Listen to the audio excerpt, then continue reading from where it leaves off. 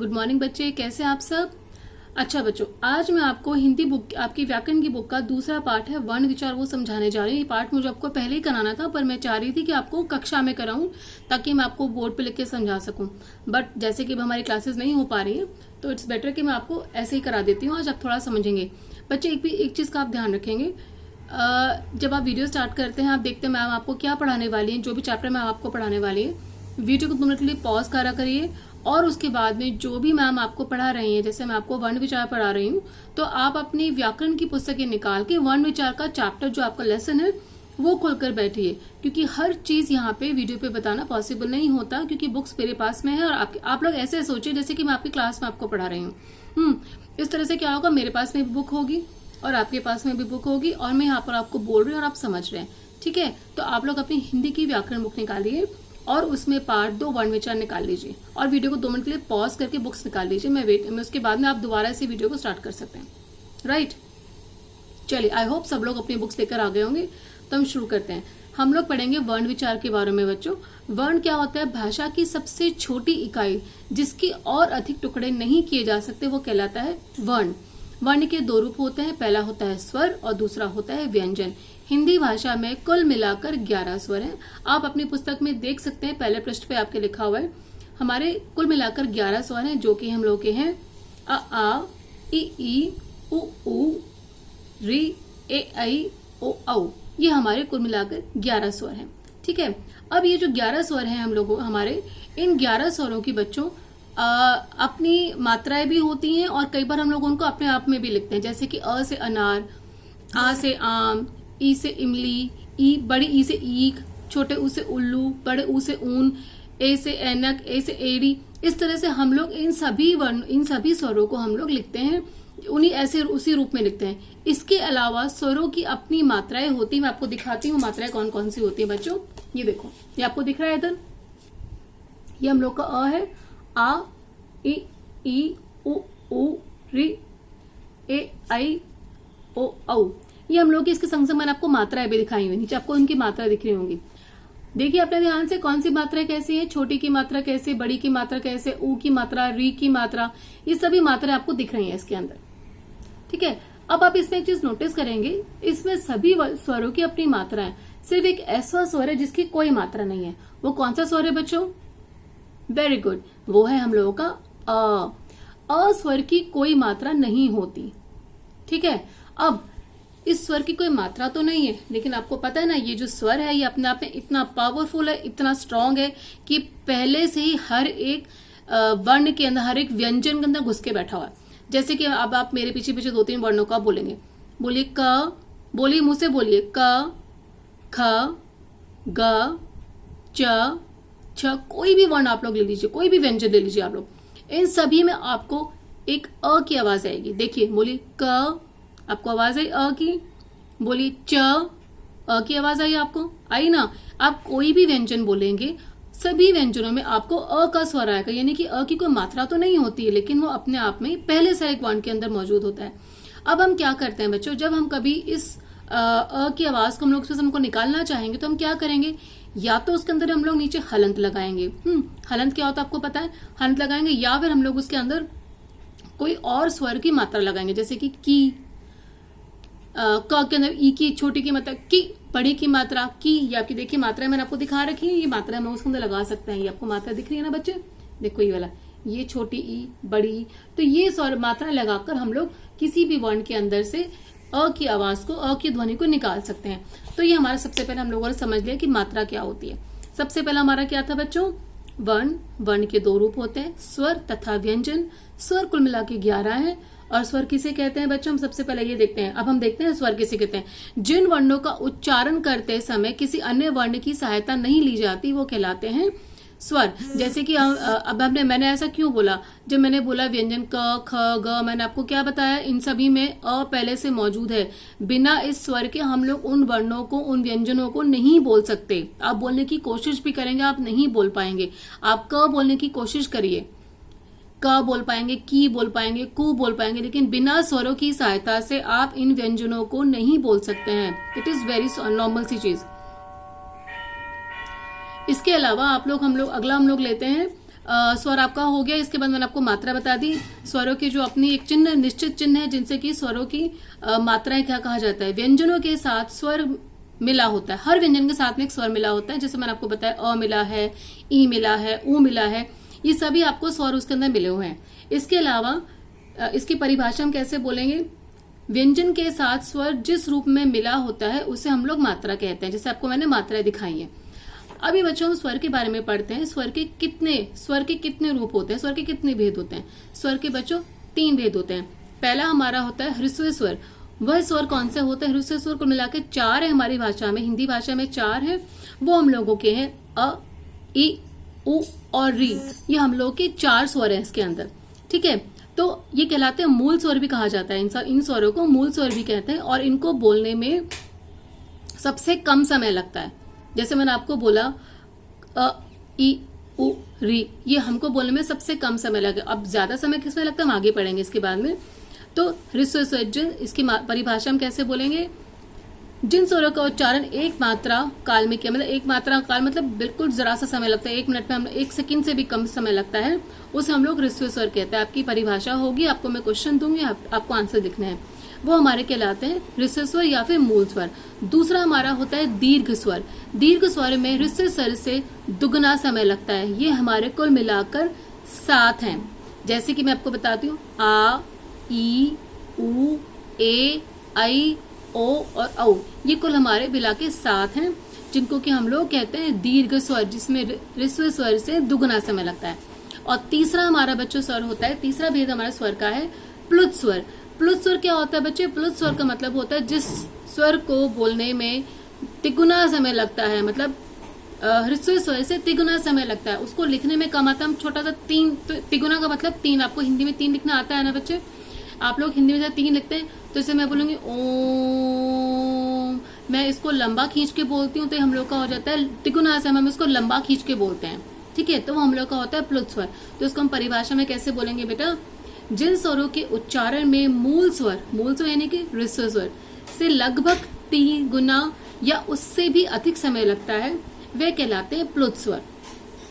और उसको लिखते समय हम उसके आगे जो हम लिखित, ये तो हम बोलने की बात करें, पर जब हम उसको लिखते हैं बच्चे, लिखते समय उसके आगे हम लोग 3 लगा देते हैं। क्यों लगा देते हैं, क्योंकि उसमें कितना समय लग रहा है, तिगुना समय लग रहा है। वेरी गुड, ओके, यहाँ तक आपका हो गया, मात्रा आपकी हो गई, आपके स्वर हो गए, अब आपके स्वरों के भेद हो गए। अब हम आगे पढ़ेंगे स्वरों के बाद हम लोग पढ़ेंगे अयोगवा। बच्चे अयोगवा क्या होते हैं, स्वरों और व्यंजनों के अलावा हमारे जो भाषा में हम लोग स्वर और व्यंजन मैं आपको भी आगे पढ़ाऊंगी। स्वरों और व्यंजनों के अलावा हमारी हिंदी भाषा में हिंदी वर्णमाला में अनुस्वार और विसर्ग को भी शामिल किया गया है। अनुस्वार बेटा क्या होता है, अंक की बिंदी जो लगाते हैं आप लोग, और के ऊपर जो बिंदी लगाते हैं वो हम लोग की कहलाती है। ये देखिए मैं आपको लिख के दिखाती हूँ, मैंने आपको लिख के दिखाया, ये देखिए, ये आपको दिखा है यहाँ पे, ये आपका अंग है, ठीक है, आपका होता है अनुस्वार। इसके अलावा इसी को हम लोग अनुनासिक में आपको बना के दिखाती हूँ। ये आपका हो गया अनुनासिक, ये आपका हो गया अनुस्वार, और आपका विसर्ग में आपको बना के दिखाती हूँ बेटा। ये आप लोग का हो गया विसर्ग, ये आपका अनुस्वार, अनुनासिक, और ये आपका हो गया विसर्ग। दिख रहा है आपको तीनों चीजें ये? आपको तभी मैंने बोला है आप अपनी बुक साथ में लेके बैठिए, ताकि कुछ भी कंफ्यूजन तो आप अपनी बुक में से उसको देख सकते हैं। इज दैट क्लियर आपको? चलो आगे बढ़ते हैं। तो ये हम लोग का हो गया अनुस्वार और हम लोग का हो गया विसर्ग। अनुस्वार क्या होता है बेटा, अनुस्वार के ऐसे स्वर होते है ही सभी स्वर, मतलब आवाज ध्वनियां हैं जो कि अनुस्वार में बेटा जिन स्वरों के उच्चारण बोलते समय केवल नाक से ध्वनि निकलती है वो हमारे कहलाते हैं बिंदु, यानी कि सिंपल मैंने आपको बिंदु जैसे लगा के दिखाई थी, जैसे कि अंडा, गंदा, चंचल, पंखा, ये सब शब्दों में ऊपर एक बिंदी लगती है वो हमारे कहलाते हैं अनुस्वार। अनुनासिक क्या होता है, अनुनासिक होता है चंद्र बिंदु, यानी कि आधा चंद्र और साथ में बिंदु, ये वाला देखो आपको मैंने बताया आपको, ये वाला हमारा अंग है जिसमें अंगूर, चंचल, बंदर ये लिखते हैं, ये हमारा है अनुस्वार, अनुनासिक सॉरी। अनुस्वार में जैसे चांद, आंख, ये सब शब्द हमारे जिसमें चंद्र बिंदु आता है वो हमारे कहलाते हैं अनुनासिक। और इसके अलावा पांच, आंख, आंच, ये सब शब्द हमारे कहलाते हैं अनुनासिक में। उसके बाद में तीसरा हमारा क्या होता है, विसर्ग। मैंने बताया था जिस अयोगवाह ध्वनि के सामने ह की आवाज होती है। विसर्ग का मतलब होता है ह, जैसे अतः, प्रातः। आपने संस्कृत में इसको पढ़ा होगा बेटा। ये देखिए मैंने आपको विसर्ग आपको लिख के दिखाया, ये आपका है विसर्ग, यहाँ दिख रहा है आपको, ये आपका आएगा विसर्ग में। प्रातः, प्रातः हो गया आपका, अतः हो गया, नमः हो गया, ये सभी आपके विसर्ग आते हैं। ये बेसिकली आपको ज्यादा संस्कृत में प्रयोग में आता है, हिंदी में कम आता है, लेकिन आप लोग फिर भी इसको सीख लीजिए। अब यहाँ तक आपके हो गया अनुस्वार अनुनासिक में आपको मैंने बता दिया। अनुस्वार बोलते समय आपके मुंह से नाक से ध्वनि निकलती है, जैसे बोलिए पंख, यहाँ से आवाज निकली। अगर मैं अनुनासिक यानी कि चंद्र बिंदु करूंगी तो नाक और मुंह दोनों से हवा निकलती है। जैसे कि मैं आपको बोलूंगी आंख, देखिए नाक और मुंह से एकदम आपकी ध्वनि निकालते समय हवा निकलेगी, वो हमारा कहलाएगा अनुनासिक। आंख, हंस, बोलिए हंस, चंद्र बिंदु है इसमें, इसके नाक और मुंह दोनों से आपकी हवा निकलेगी, ये हमारा कहलाएगा अनुनासिक। यहाँ तक आपका आ गया बेटा। अब हम आगे बढ़ते हैं व्यंजनों की तरफ। व्यंजन क्या होते हैं? व्यंजन ऐसे वर्ण होते हैं जो कि स्वरों की सहायता से बोले जाते हैं। उनको अपने आप से नहीं बोल सकते, क्योंकि मैंने आपको पहले बताया था अ पहले से इतना पावरफुल है कि वो किसी भी वर्ण के अंदर पहले से मौजूद है, और उसको हटाने के लिए हम लोग इस बात का हमेशा ध्यान रखेंगे। ठीक है, अब हम लोग करते हैं व्यंजनों के भेद। व्यंजनों के भेद में सबसे पहले हम लोग पढ़ेंगे स्पर्श व्यंजन। स्पर्श व्यंजन बच्चे क्या होते हैं? जिन वर्णों की सहायता के उच्चारण के समय श्वास यानी कि हवा आपके उच्चारण स्थान विशेष को स्पर्श करती है। जैसे कि जब हम कुछ बोलते, कुछ इन सब वर्णों को हम बोलते हैं, तो जब हमारे मुंह से कुछ वर्ण निकलते तो हमारे मुंह से हमारा लिप्स हमारे आपस में हो टच करेंगे, हमारे आपस या हमारी जो टंग है हमारे तालू से टच करेगी। तो वो मैं आपको बताऊंगी कैसे कैसे उच्चारण स्थान होता है, उसके अनुसार ही आपको पता चलेगा कि ये कौन से स्पर्श व्यंजन कहलाते हैं। जैसे कि मैं पहले बोलूंगी कवर्ग। कवर्ग में कौन से होते हैं? क, ख, ग, घ, ये हम लोग के हो गए कवर्ग, ये हम लोग कंठ स्थान से बोलते हैं। दूसरा में होता है चवर्ग, च, छ, ज, झ, ये हम लोग तालू से बोलते हैं। देख के बोल के देखिए, च, छ, आप इसको उच्चारण करके देखेंगे, आपकी बुक में सब कुछ दिया बेटा, आप उसको ध्यान से देखेंगे। उसके बाद में टवर्ग, ट, ठ, ड, ढ, ण, ट, ढ, ण, ये आपकी मूर्धा से बोले जाते हैं, आपकी मूर्धा से। त, थ, द, ध, न, ये आपके दांत से बोले जाएंगे। त, थ, देखिए आपकी टंग दांत से टच होती है। पवर्ग में प, फ, ब, भ, म, जब हम लोग बोलते हैं प, फ, ये हम लोग के होठ टच होते हैं आपस में, बोलते समय आपस में स्पर्श होते हैं, तो हमारे कहलाते हैं ओठ से बोले जाते हैं, हमारे होठों से बोले जाते हैं। ये हमारे कहलाते हैं स्पर्श व्यंजन। जब हमारी बोलते समय हमारे या तो हमारे तालू या हमारे होठ या हमारी कंठ या मूर्धा हमारे आपस में टच करती, तो हमारे को वो कहलाते हैं हमारे स्पर्श व्यंजन। उसके बाद में हमारे आते हैं अंतःस्थय व्यंजन। बच्चों अंतःस्थय व्यंजन वे होते हैं, वो व्यंजन होते हैं जो कि अंत तथा स्थित, मतलब ये तो ना तो ये पूरी तरह से स्वर होते हैं और ना ही पूरी तरह से व्यंजन होते हैं। इनको बोलते समय मुंह से हवा भी निकलती है, और साथ ही साथ में ये कहीं ना कहीं मतलब हवा रुकते रुकते निकल जाती है मुंह से। इसका वो हमारे कुल मिला के 4 हैं, वो हमारे य, र, ल, व, ये हमारे कुल मिला के 4 हैं। तो इनको आप बोलते समय आप देखेंगे आपके मुंह में हवा रुकेगी भी नहीं, और आपका मुंह आपके कुछ आपका जो आपके है वो टच भी करेंगे। जैसे कि आप देखिए य, र, ल, व, ये सभी व्यंजन ऐसे हैं। ठीक है, इसके बाद में हमारे आते हैं ऊष्म व्यंजन। ऊष्म व्यंजन क्या होते हैं बच्चे?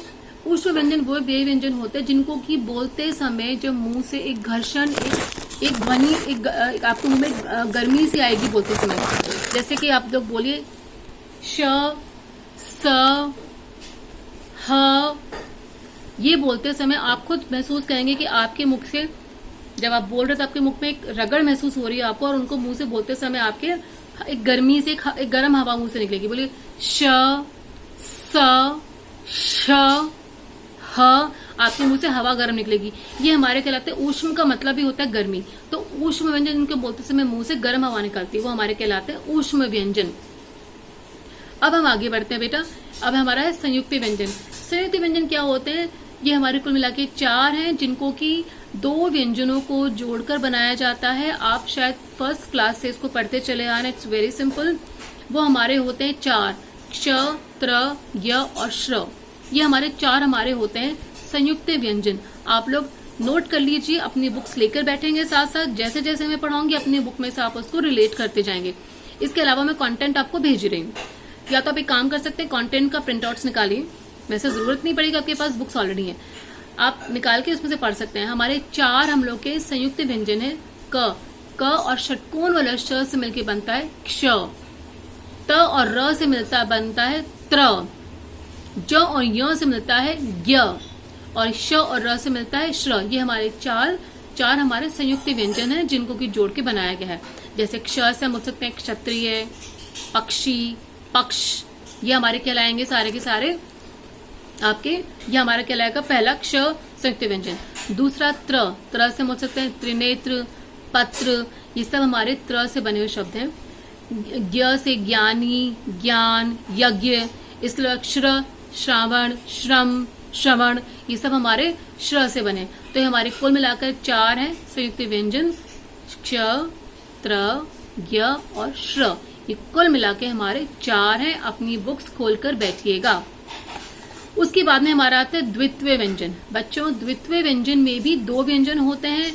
एक अंतर आप ध्यान से देखिएगा, द्वित्व व्यंजन और संयुक्त व्यंजनों में फर्क होता है। संयुक्त व्यंजनों में अलग अलग वर्ण है, जैसे कि क और श दोनों अलग अलग वर्ण है, उनको जोड़ के बना क्ष। लेकिन जो द्वित्व व्यंजन आप पढ़ते हैं उसमें फर्क होता है। उसमें क्या होता है बच्चों, उसमें एक ही वर्ण 2 बार आता है। जैसे मैं बोलती हूँ पक्का, कच्चा, बच्चा, सच्चा, सज्जन, इसमें आप देखेंगे एक वर्ण आधा एक वर्ण पूरा है। जैसे क आधा क और आधा क, पक्का, प आधा क पूरा क, आ की मात्रा पक्का, कच्चा, क आधा च पूरा च, आ कच्चा। इसमें जो च द्वित्व मतलब 2 बार, द्वित्व का मतलब है बच्चों 2 टाइम्स 2 बार। इनमें एक ही व्यंजन को 2 बार बोला जाता है। एक बार वो आधा आता है, एक बार वो पूरा आता है। द्वित्व का मतलब ही है 2 बार। मैं बार बार आपको बोल रही हूँ, बुक्स लेके बैठेगा। ये हमारे कहलाते हैं द्वित्व व्यंजन। जब एक ही व्यंजन को 2 बार प्रयोग में लाया जाता है उनको कहलाते हैं, इसको आप ऐसे, जब एक व्यंजन ध्वनि अपने समान अन्य व्यंजन ध्वनि से संयुक्त होती है तो हमारा कहलाता है द्वितीय व्यंजन। उसके अलावा हम लोग के हो गए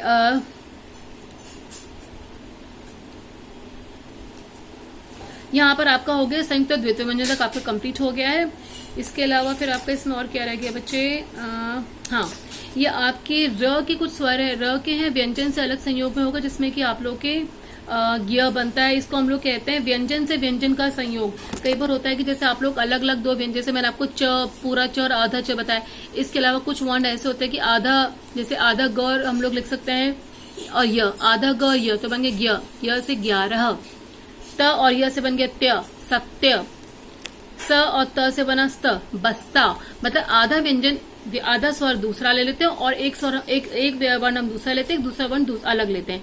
एक वर्ण आप लोगों का होगा अलग, जो कि आधा लिया जाएगा। जैसे कच्चा में आपके च दोनों एक ही वर्ण है। बस्ता में स आधा है और त अलग है, यानी कि दोनों व्यंजन अलग हैं। ये थोड़ा सा फर्क होगा, आप अपनी बुक में देख सकते हैं। आपको मैं कंटेंट भेजूंगी बेटा, उसमें आप लोग कंफर्म कर सकते हैं इसको जैसे भी है। और वैसे ही विंडो खोलूंगी मैं, तो उसमें आप लोग पूछ सकते हैं। एंड प्लीज आप विंडो खोलने से पहले जब आप गूगल मीट पर आएंगे, आप क्वेश्चंस रेडी होने चाहिए। अगर मैं आपसे पूछूंगी, मुझे उसके आंसर चाहिए। And I take the attendance also today. बिना अटेंडेंस की कोई अटेंडेंस देनी है, उसके अकॉर्डिंग आपको मार्क्स मिलेंगे। ठीक है, तो आपको मैंने आपको हल्का से रिकैप कराते हैं। सबसे पहले वर्ण किसको कहते हैं? उच्चारित ध्वनि के लिखित रूप जिसके खंड नहीं हो सकते उसे वर्ण कहते हैं। यहाँ पे आसान सी भाषा में भाषा के सबसे छोटे रूप के जिसके के टुकड़े और नहीं किए जा सकते उसे हम लोग वर्ण कहते हैं। सिंपल सी बात है, ये आप लोग ऐसे भी याद कर सकते हैं। वर्णों के व्यवस्थित समूह को हम वर्णमाला कहते हैं। वर्ण के 2 भेद होते हैं, स्वर तथा व्यंजन। स्वर के 3 भेद हैं, ह्रस्व स्वर, दीर्घ स्वर, प्लुत स्वर। व्यंजन स्वरों की सहायता से बोले जाते हैं, वो अपने आप से नहीं बोले जाते, उन सब में पहले से अ का स्वर मौजूद होता है। व्यंजन 3 प्रकार के होते हैं, स्पर्श, अंतस्थ और ऊष्म, जो मैंने आपको अभी समझाया। अ, अंग और अह, ये आपके 3 अयोग वहां हैं, जिसको चंद्रबिंदु और चंद्रबिंदु, विसर्ग और बिंदु कहते हैं आप लोग। वर्णों के परस्पर मेल को वर्ण संयोग कहते हैं, जो कि मैंने आपको बताया था। जैसे द्वितीय व्यंजन मैंने आपको बताया, आपको मैंने द्वितीय व्यंजन बताया मैंने आपको। इसके अलावा मैंने आपको संयुक्त व्यंजन बताए। उसके अलावा व्यंजनों के साथ व्यंजनों का संयोग बताया, जैसे कि अलग अलग वर्ण, अलग आधे और पूरे आते हैं। ये आपका कुल मिलाकर टोटल आपका वर्ण विचार का चैप्टर कंप्लीट हुआ है बच्चों। इसमें आपको कुछ भी कंफ्यूजन है तो आप लोग पूछ सकते हैं। मैं आपको जैसे आपको मैं एग्जाम्पल आपको क्वेश्चन दूंगी, जैसे द्वैत व्यंजनों के उदाहरण दीजिए या फिर वर्ण संयोग का उदाहरण दीजिए। जो भी प्रश्न होंगे आप उसको समझेंगे और अगर आपको समझ में नहीं आ रहा है आप मुझसे पूछेंगे। पिछली बार मुझे याद है गूगल मीट में आप लोग बिना पढ़े बैठे थे। इस बार अगर बिना पढ़े बैठो तो अगली बार ने गूगल मीट लेनी ही नहीं है आप लोगों की। आप लोग मेरी शक्ल देखने के नहीं आते वीडियो पर, गूगल मीट पर आप आते क्वेश्चन पुटअप करने के लिए। क्यों आते हैं आप वहां पर? अगर आपको कुछ पूछना है तो आइए, अदरवाइज ना तो अपना टाइम वेस्ट करना मेरा। मैं आपको यहीं पे पढ़ा के खत्म करती हूँ। आपको मैं चैप्टर पढ़ा नहीं सकती क्योंकि आप लोग आते ही नहीं, आपका अटेंडेंस इतना इनकम्प्लीट रहता है। 15 बच्चे में से 10-12 बच्चे आते हैं, मैं चैप्टर उसमें पढ़ा नहीं सकती हूँ आपको। Why you come there? अगर आपको कुछ क्वेश्चन ही नहीं है तो अगली बार से क्वेश्चन हो तभी आया कीजिए, अदरवाइज कोई जरूरत नहीं फिर आपको आने की ऐसे। एनीवेज, जो भी आपको मैंने करवा दिया चैप्टर, मैं इसके संग में आपको कंटेंट भेजूंगी। आई होप आपको कॉपीज मिल चुकी होंगी। कॉपीज आप लोग लेके इसमें अपना काम कंप्लीट करेंगे। मैं आपको प्रश्न पत्र साथ में भेजूंगी जो आपको करना है इसके अंदर। Is that clear? आज शाम को 4 या 3:30 या 4 बजे मैं विंडो ओपन करूंगी। You are free to ask any question if you want. Okay children, all the best, bye bye, take care.